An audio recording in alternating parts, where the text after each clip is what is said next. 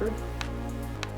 My family was very vocal and loud, and if you were mad, you said it. And Emerson's family, everyone could be hurt, but nobody says a word. You don't talk about it until you explode. It's a very open platform in our family, so we have had a lot of visitors. And that was very foreign to me. We didn't have people coming in and out of our homes. We just dealt with one another, and sometimes we didn't want to deal with one another. My family quite loud, we talk about everything, and Neil's family much quieter. My family, they're quite posh, and yours aren't.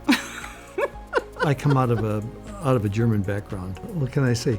It's very precise.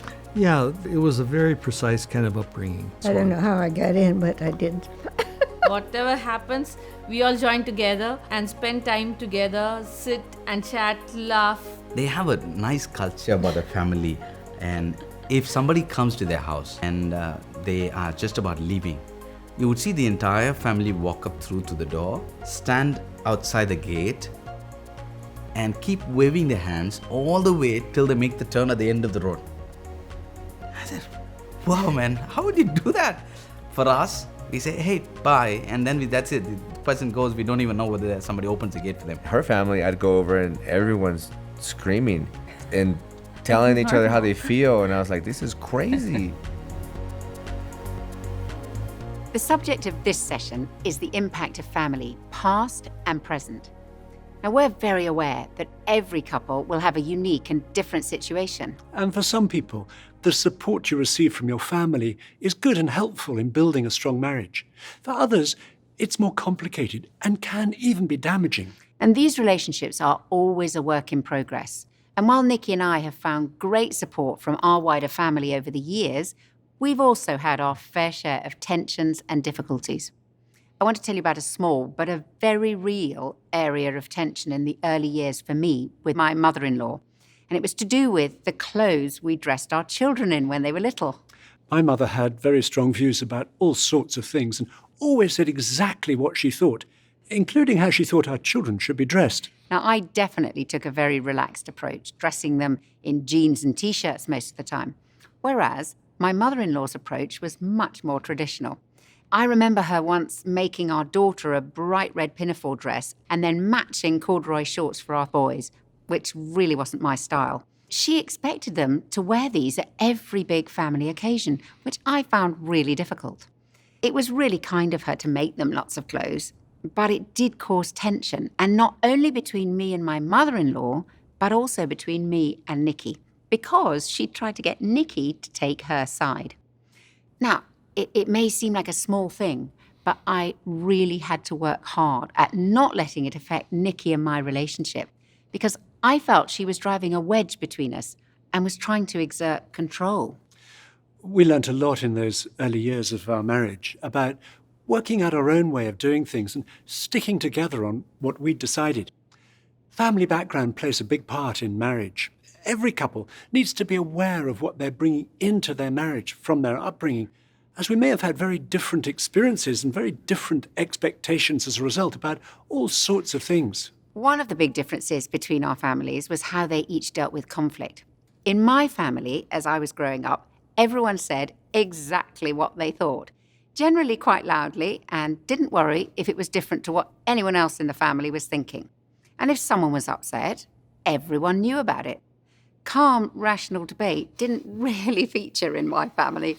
Whereas in my family, most of us might well not say what we thought for fear of upsetting someone else. So a lot was left unsaid, and that could lead to one of us brooding on something and the issue not being properly aired. So when we were first married, I just continued in the mode I was used to, saying exactly what I thought the moment I thought it.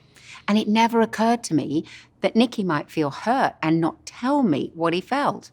I was so used to everything being out in the open, things being thrashed out, and if people got upset, that was normal, and it would blow over sooner or later. Meanwhile, I was having to get used to a very different level of direct and frank discussion, which at first I found quite disconcerting. Actually, both of our families' ways of resolving disagreements had their strengths and weaknesses, and we realized we had to work out our own way of bringing things out into the open at the right moment, and in a way that wasn't going to lead to me going silent like the hedgehog, or Scylla charging like the rhino. Parents set the example of how a marriage should be. Your upbringing, right? So it sort of affects your outlook on life. So if you're not used to seeing a happy marriage, I do think it makes you less inclined to chase that. She was raised a certain way or had different experiences than I, and adapting to that newness has sometimes been a sticking point for us. Family values and family backgrounds have made a very big impact. I think parents or in-laws can affect marriage, mostly I think in decision making. Everybody wants to give their input. Everybody thinks that they know best. I don't think that's always the case. Boundaries. Oh, that was a good word, girl. Boundaries. We decided when we got married is whatever happens between us, it stays between us. Her mother complains about it still. We are a unit and we don't want anything to come as a wedge between us. As we look at this subject of family, we're going to start by looking at the profound change that should take place in our relationship with our parent or parents or whoever were our main caregivers as we grew up. The change from being a child and completely dependent upon them to a healthy independence as an adult. And even though we may be very involved in each other's lives, we make our own decisions together with our partner. It's in this sense that in marriage, we've left our family of origin, even if we're still living in the same house, and created a new family unit. As the verse in Genesis 2 says, "For this reason a man and a woman will leave their father and mother and be united to each other." The importance of leaving our parents can easily be missed, particularly in those parts of the world where people who are getting married have generally moved out of their parental homes some years earlier. Yet the significance of leaving is not so much the physical move as the psychological and emotional one. It can be helpful to think in terms of the home and the family we were born into being our centre of gravity, from which we moved out in ever-widening circles of exploration and independence. But the centre remained the home to which we initially had to return, and to which later we may have chosen to return when we needed comfort or advice or money was short or the laundry had piled up. The home where we grew up can often remain the primary place we look to for direction and security. After marriage, this has to change. We create a new unit, a new decision-making structure, a new centre of gravity.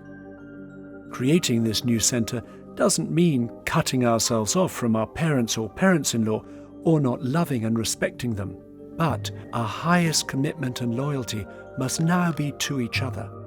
We now, as a couple, relate to and care for our parents, and we may need to help them relate to us as a couple. Boundaries are not just about physical space. Boundaries are primarily a psychological and interpersonal construct. You can be in a phone booth and still have good boundaries. So a lot of times where you see this boundary problem played out is in control and manipulation, which is really when the desires of, the parents are stepping over into trying to get the couple to steer their direction of their relationship. One of the important things to remember is a couple is a couple. You've really become this one unit, even though you're still two individuals. So it's really important that if you're going to present a united front, that you actually have one. It's hard to present something you don't possess. And so get together. Now, here's where a lot of times real growth happens with one of the spouses, because you're trying to say, we need to have more time away from your parents, for example, if you're talking to your spouse. Well, what if the other one's kind of still afraid of their parents? So now you got a situation where spouses can help each other to grow and say, you know what, I really need to be first in your life. And sometimes I feel like your mother is, or sometimes I feel like your father is. So can we talk about how we can be first and what our marriage needs? And then I'll be glad to stand with you when we present that. I can't do that when I feel like, we're not on the same page.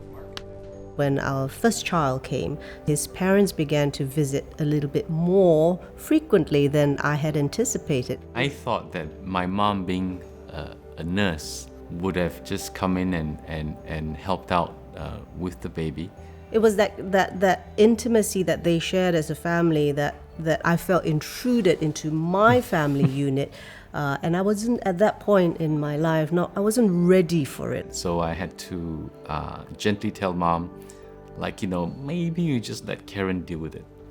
I think it should be fine. I did feel from John's family that I didn't quite measure up. I mean, like, I would hang up clothes on the clothesline and his mother would come out and take them down and hang them up the right way. That kind of thing. I mean, they were little things, but they were hurtful things. I tried to communicate with my mother and try to help her understand that, Sally was coming from a very different place. I think in her elder years, she kind of mellowed, and I really grew to love her. Very early on, too, we set boundaries with our families, as far as like where they could get involved. He stood up for me one day with his mom. And again, that's very not cultural. A lot of men will let their moms be too in control. My mom walked in one day and she saw me cooking. And she says, "Why are you cooking? She should cook." And I said, "I'm gonna cook. You have no idea everything she does, so I could take this on." And she never said a word again. Mm-hmm. She's respected it. Yeah. Our family may well have lots of good advice to offer. Certainly, Nikki and I have benefited hugely over the years from our parents' advice in lots of different areas. But a golden rule we eventually learnt for ourselves was this: never to decide on an important issue with one of our parents or wider family without having first discussed and agreed on the issue together ourselves. For example, we decided we wouldn't make a plan to go on holiday with them without having first agreed it with each other. We got that wrong on a number of occasions in the early years of our marriage. Not that we didn't enjoy being with them, but we realized we needed time on our own on holiday to have fun and strengthen our connection as a couple and with our own children. Equally, it's been really important not to make financial arrangements and decisions with either of our parents without the other being fully informed and involved in the process. When we support one another and put in a right boundary, it gives us a great sense of emotional closeness, and it prevents family members from driving a wedge between us. We were friends in college. She went away on a family holiday, and she came back and she brought presents for her friends. So that caught my attention that, she was a really generous person. They had this thing in school where it was like a Monopoly challenge. And he kind of was the mastermind behind making it into an auction kind of game. Then I thought, he's got brains. So when we first came back to Malaysia from the UK, right? We had been married 6-7 years, and we went away as children. We came back as adults, plus a child. We had been away for so long, and we were used to just it being the two of us and making our own decisions without consulting anybody. All of a sudden, it was expected that we would inform family members of our movements, and we had a disagreement with his parents over our daughter and how we were bringing her up. We would maintain our respect, as in we wouldn't be nasty in any way. We would just carry on treating them the way we always treated them. But our philosophy is that look, we are the parents, right? So you just have to let us do it the way we want to do it. Some of our decisions, resulted in silent treatments that lasted anything from days to weeks. Yeah. What got us through that was carry on talking about it, figure out what the situation is, what needed dealing with. But at the end of the day, it's like we were a unit, and we didn't want the parents to feel that they could get in between us and play us against one another. Yeah. We suggest you take a few minutes now to look in your journal at the first conversation, current relationships, and talk about whatever wider family members you're relating to, whether that's your parents, if they're still alive, parents-in-law, step-parents, grown-up children, maybe children from a previous marriage, or your own brothers and sisters. And talk about where these relationships are a source of strength for your marriage. Then see if you can identify anything that's causing tension. such as through unhealthy dependence between one of you and a family member, and what changes you could make. And for some people, these issues can be very emotional to discuss. So try to listen to each other without getting defensive so that you can work on these relationships together.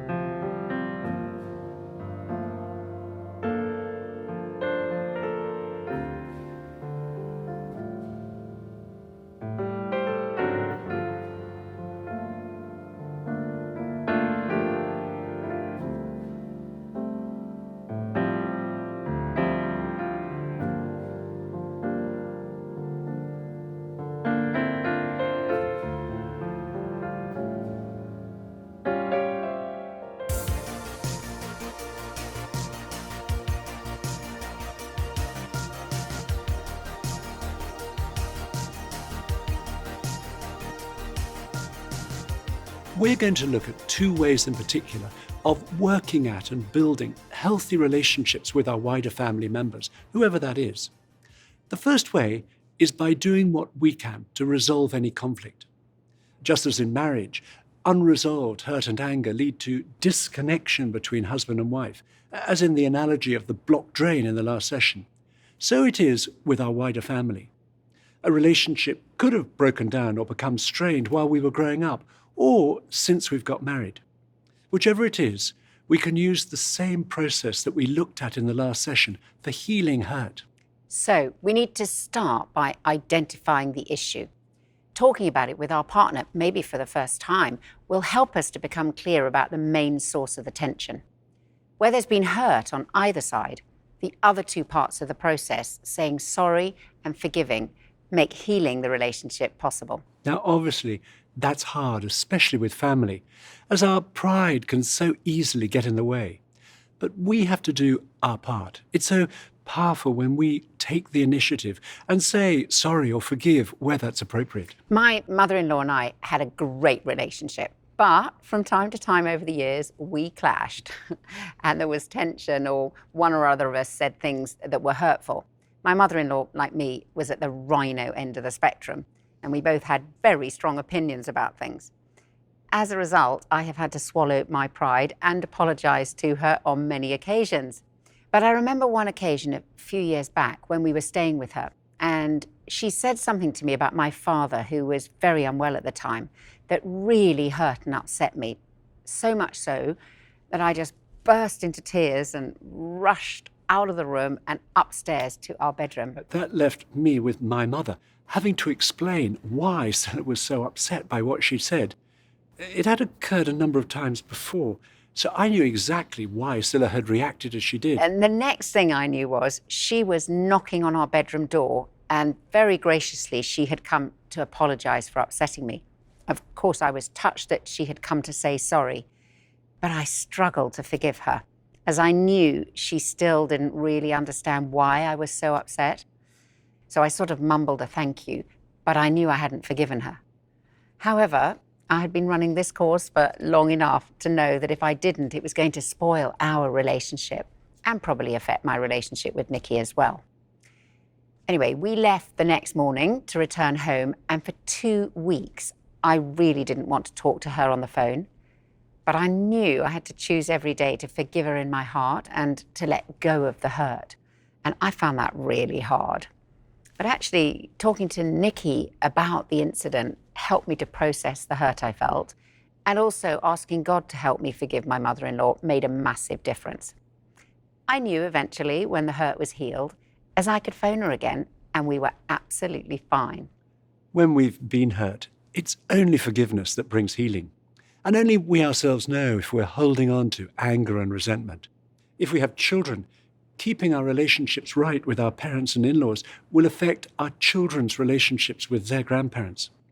Some grandparents may be playing a big part in caring for our children, in which case, keeping the lines of communication open with them, while resisting any kind of manipulation, will be important. And a grandchild-grandparent relationship is unique and special, and we need to do all we can to make it as good as it can be. A second way of building these relationships with our wider family is to consider their needs. In any relationship, focusing on what irritates us about each other will push us apart, whereas focusing on each other's needs draws us together. Inevitably, parents are at a different stage in life to us, and it's a great help to try to put ourselves into their shoes. Personally, Stella and I have found it helpful when we've taken the initiative with our parents about things like visiting them, enabling them to see their grandchildren, working out what holidays we might spend together, and phoning them. I started a habit of phoning my mum every Saturday morning at 9:30, and it made a big difference to my relationship with her to have a regular time like this. The Bible's very clear. Honor your parents. That means respecting them, considering their needs and expressing our love for them. And this still applies after we're married. When we become an adult, it means we're no longer responsible to our parents, but as they grow older, we become increasingly responsible for them. They'll need more of our support, And the moment might arrive when they are totally dependent on us, as we were once totally dependent on them. David's mum got quite sick with meningitis, and it was quite a stressful time actually, and I was in a position where she lives about 3 hours away. I was in a position where I could take some time off work and just be at the hospital and look after her there, and then sort of go back in between her house and the hospital. It's really helped my relationship with her, because before we got married, she didn't seem that keen on me, really, and I know that that really just brought us closer together. It made a big difference.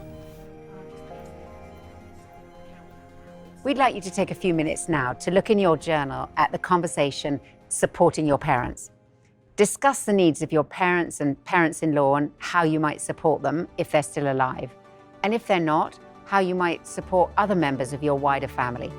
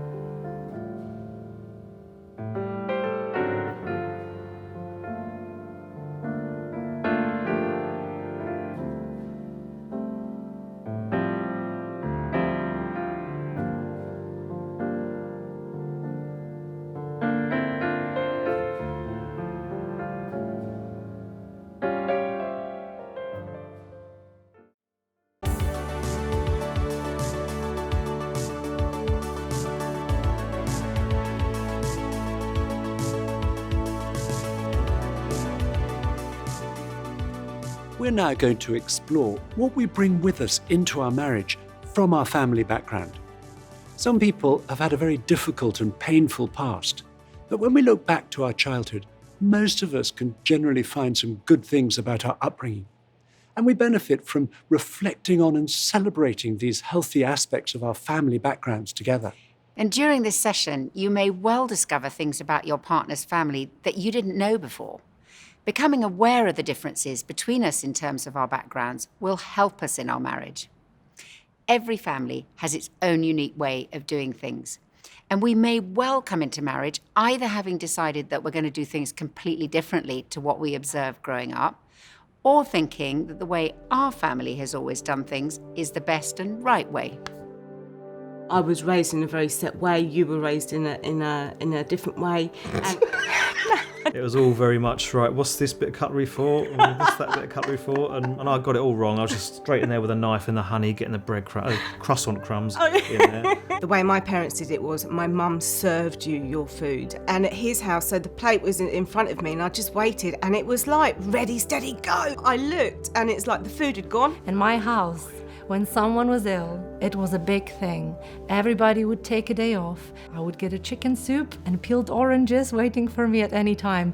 Whereas in Michael's family, everybody would be like, oh, you're fine, just get on with it. Being hospitable was a done thing. That's how I grew up. That was my first introduction to opening up my home, which also means, by default, opening up your life to other people. It's not something that's come naturally for me.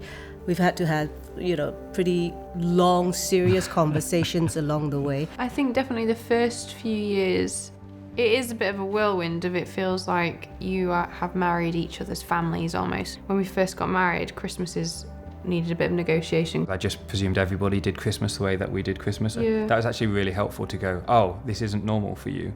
I just presumed that my way was the best way. Addressing issues about our background means we'll understand better where each other is coming from, and then work together to create our own unique marriage culture. In order to do that, we want to take a few minutes to explore what a healthy upbringing looks like, so that we can measure our own against that.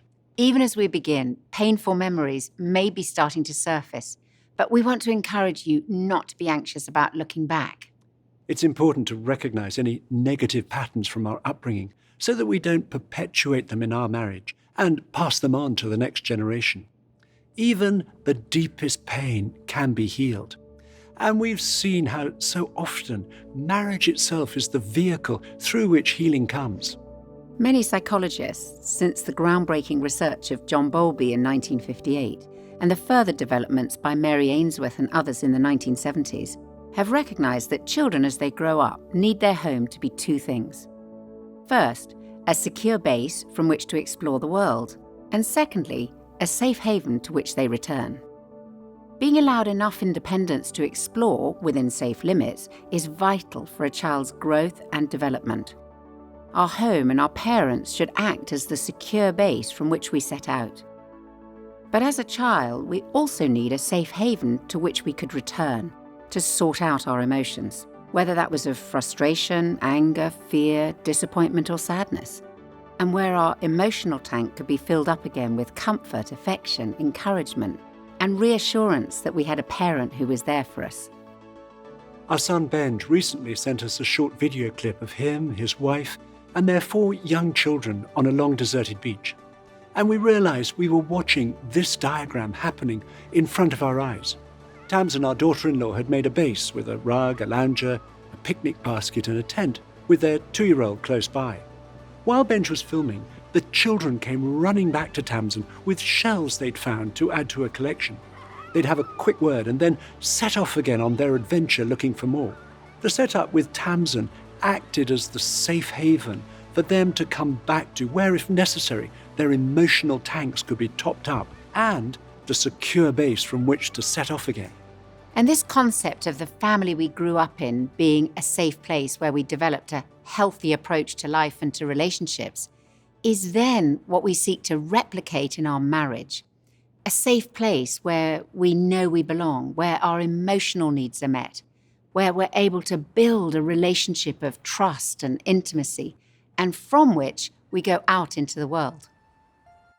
What we know from thousands of studies of children and parents and how they interact over the last 50 years, the basic need that children have is to feel safe with their parents and to know that on a very basic emotional level, they can call to their parents, turn to them, and have their parents pay attention and respond and come to them, comfort them, support them, help them with their emotions. It's like the parents are there as a safe haven for the child, and that makes the world a safer place for that child.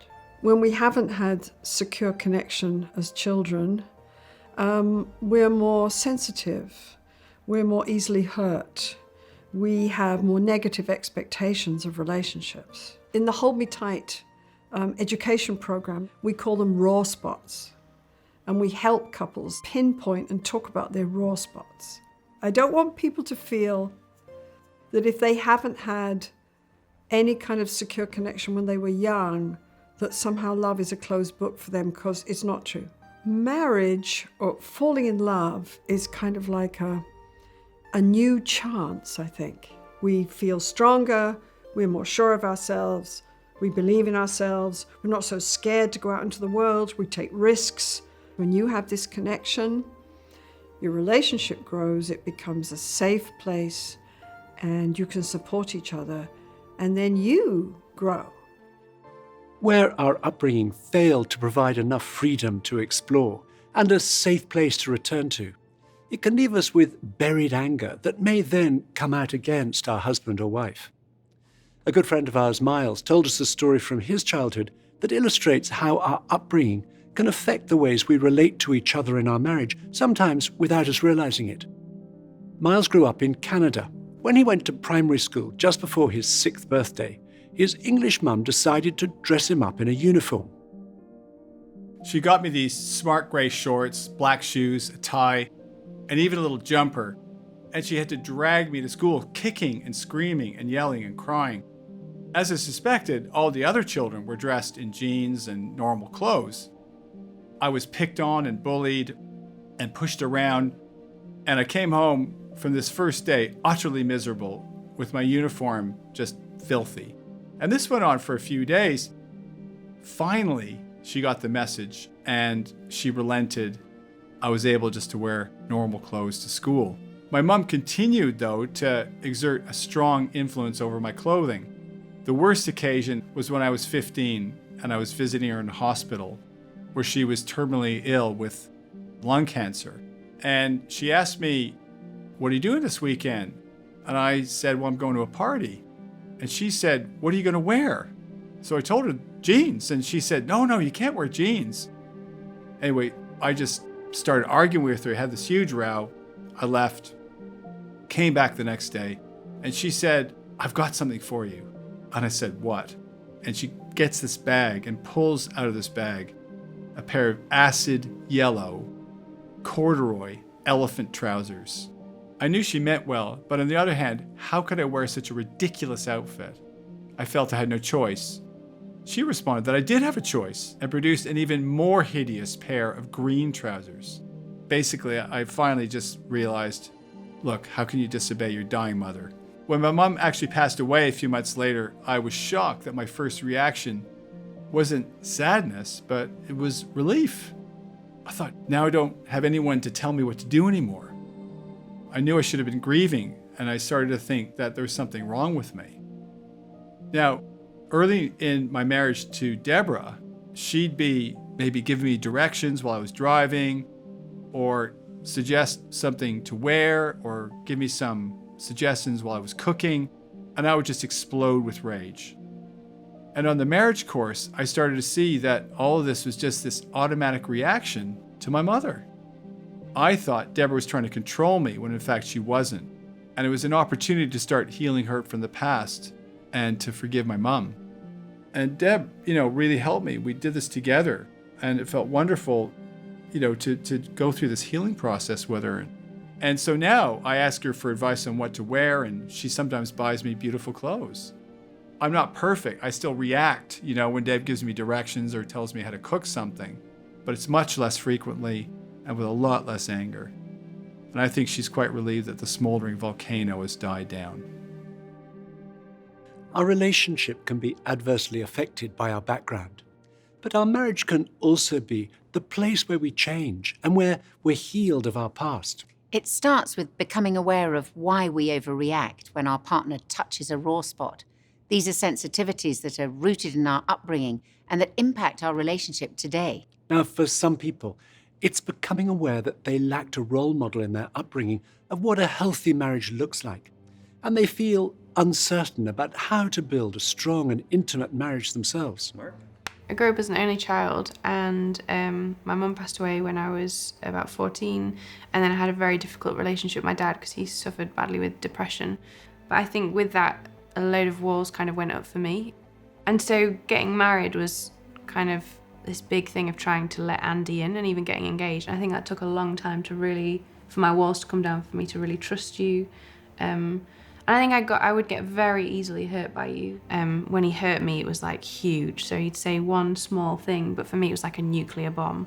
Like saying, oh, you shouldn't be late, you know. Be like, why are you saying that about me? And I just take everything as a huge personal critique. And I think I'd had a slight expectation of, because a lot of people close in my life had maybe either passed away or had in some ways let me down, that there was that, for me, slight testing of him. Is he going to do the same? So I remember times when we'd fall out, and this was when we were dating, and I'd kick you out the house and he'd stay outside for like 2-3 hours. And I bet you eroded slowly just by being persistent, I think, being forgiving, being kind, being patient with me as I kind of processed all these things. I don't think we had like a light bulb moment when everything changed. I think it was probably like persistent conversations and like a slow breaking down of walls, a slow building up of trust. Please turn to the conversation in your journal, reflecting on your upbringing. We want you to spend a few minutes drawing a diagram of your immediate family members around the circle me to represent these relationships as you were growing up, and include any family members who've died. If you had a relationship with a member of your family, make the circles touch. If you were very close, overlap the circles. If there was no relationship, separate them. You'll see the example in your journal. This is someone who has a close relationship with her mum and sister, so the circles overlap. Let's say her parents were divorced and there's no relationship between them, so the circles aren't touching. She has some relationship with her father, but isn't close to him, and she has no relationship to her brother. The aim of this is to create for yourselves a visual picture of the quality of relationships in your family as you are growing up and now. I remember one couple saying that the husband had his circles all overlapping, while the wife's circles were spread out all over the page. And seeing the contrast helped them understand the reason for their two very different family dynamics. Now, don't spend too long doing that. When you've finished, turn to the next two parts of the conversation. Your parents or step-parents or whoever were your main caregivers' relationship with you, and then your parents or step-parents or whoever brought you up, relationship with each other, and mark the relevant boxes. When you've done that, look at what each other has put and discuss it together.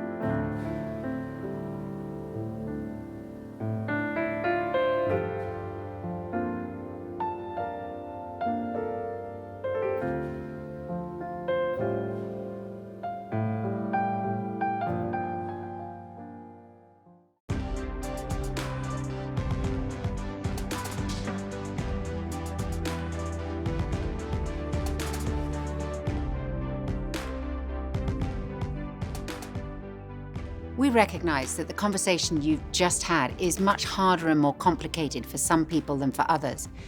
Perhaps you've focused on things from your upbringing that cause painful memories. And we want to encourage you that healing childhood pain is possible. We're not fixed into patterns of behavior by our past. We'd also suggest getting expert help if you know this is a challenging area for you. We've talked to many couples where one or both of them have had very difficult backgrounds, who've built and go on building a very strong and secure marriage. Their marriage has become that secure base and safe haven for adventure and security. We want to focus for the last part of this session on 2 practical steps for addressing pain from childhood. These steps apply whether that's for yourself or for your partner. There may be something major that's obviously affecting one of you, or it may be something quite small that you haven't voiced before. And you may need your partner's help to recognize areas that you're blind to out of loyalty to a parent. We want to encourage you to be sensitive and gentle in how you do this. The first step is to grieve our own and our partner's unmet needs, where a parent or parents have failed us. We may never have admitted, even to ourselves, the hurt we've experienced, and doing so is a huge step forward.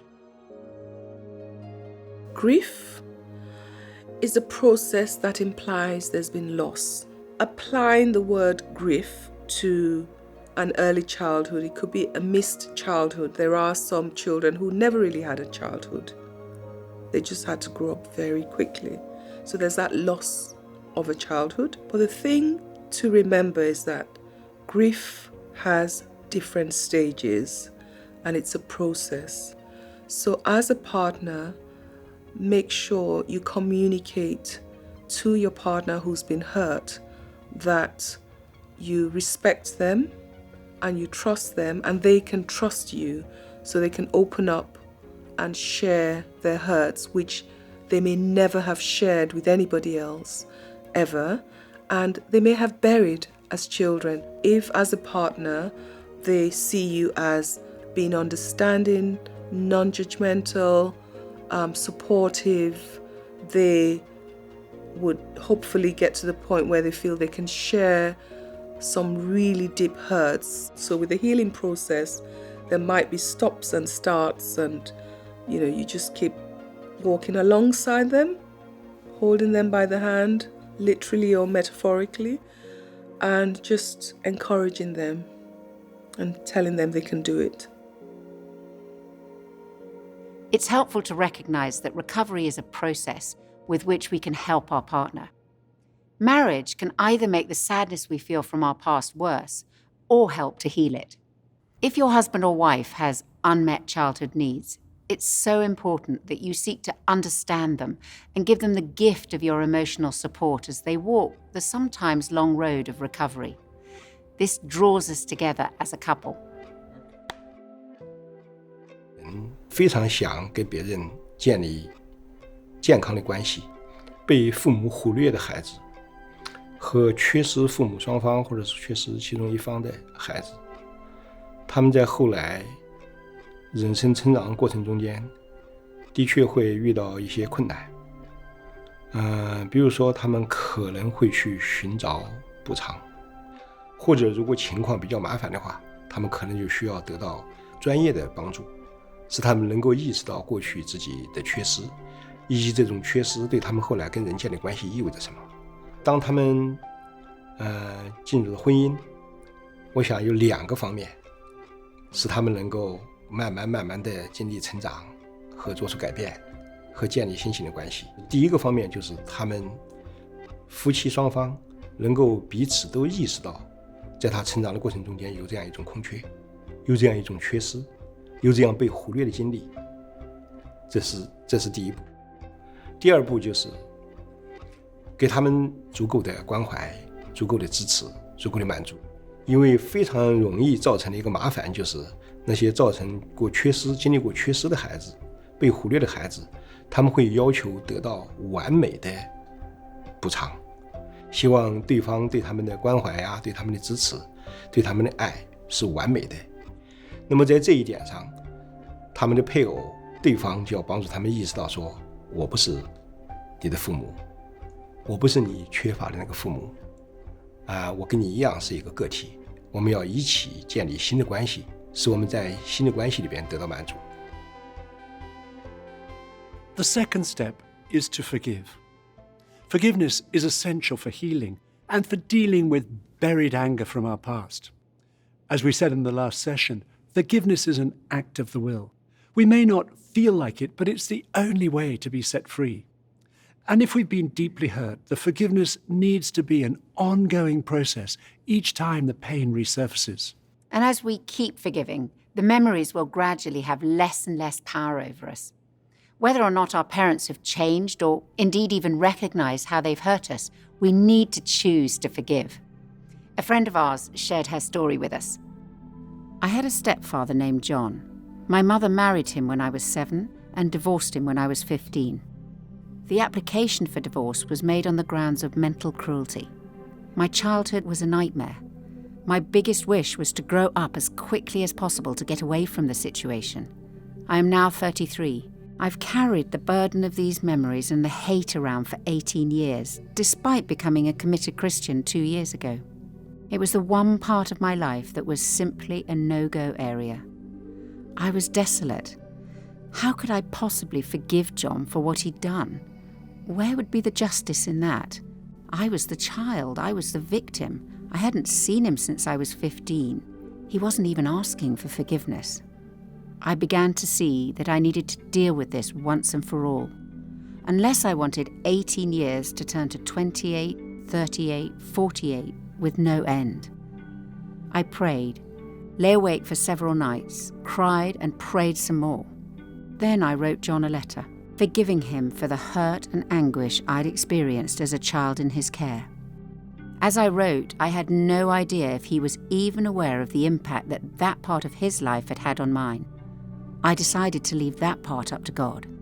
But I knew as I sent the letter that I had been set free. It's important to remember that forgiving someone is not condoning their actions or giving them the right to repeat what they've done. Forgiveness is about being set free from the ways they've hurt you.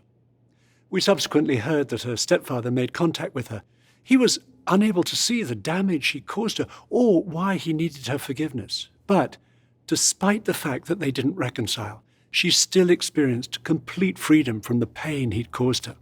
Circumstances may mean we're unable to express forgiveness directly to the person who's let us down. But we can still choose to forgive in order to be set free from the hurt and the pain that have built up inside us over time. Unforgiveness hurts only us. Buried hurt can feel like your 2 hands are full of sand, and the sand can feel heavy with the pain, the injustice, the unresolved anger. Forgiveness is like opening your hands, your fingers, and allowing the sand to run through. Then you're free to act like that secure base and safe haven for each other in your marriage. If you're carrying hurt from your upbringing, we want to provide an opportunity now, if you'd like to extend forgiveness towards the person or the people who hurt you, as a way of starting this process of being set free. A good way is to imagine that the person who's hurt you is standing in front of you, and you may like to close your eyes for a moment.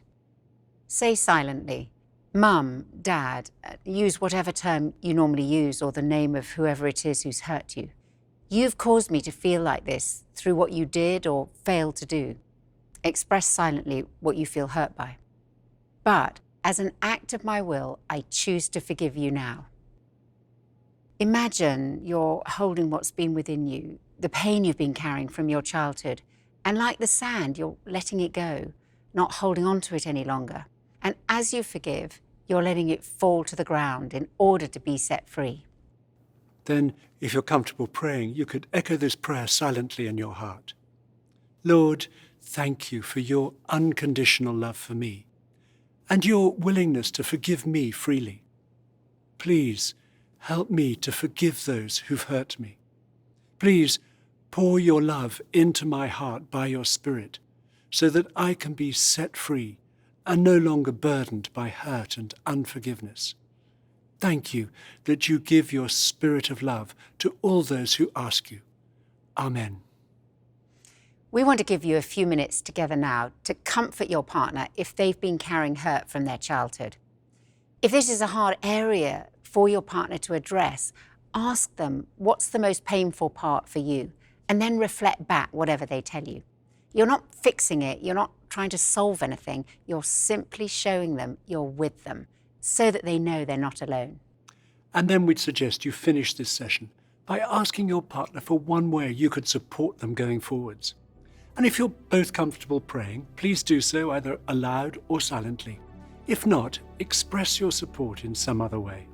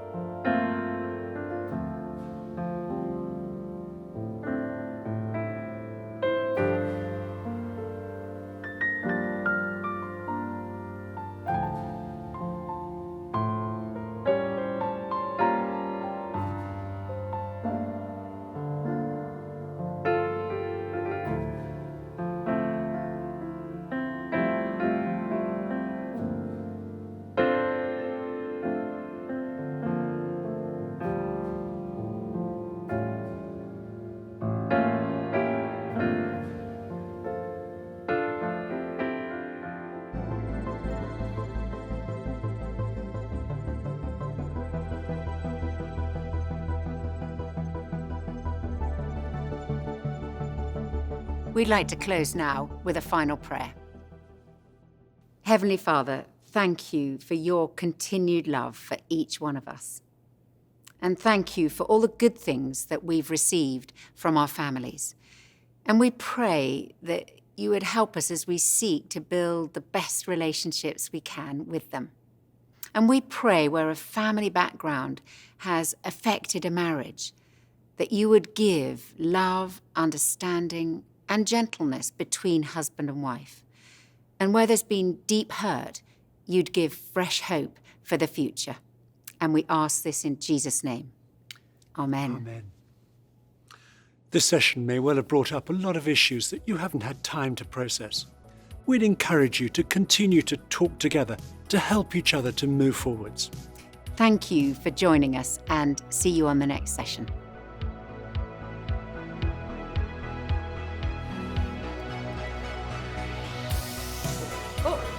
Taking my face oil. Oh, that's great. I'll finish this. Wrap this up. Quite good. No, can I say something now, please? All I've eaten for the last 12 hours is sweets. I mean, also, do you want to say something? All the time. 7, take 6. Mark? No, yeah. What? That's New York. Because Our mobile phones. Speaking of which. Cross-examination, counselor. Cut.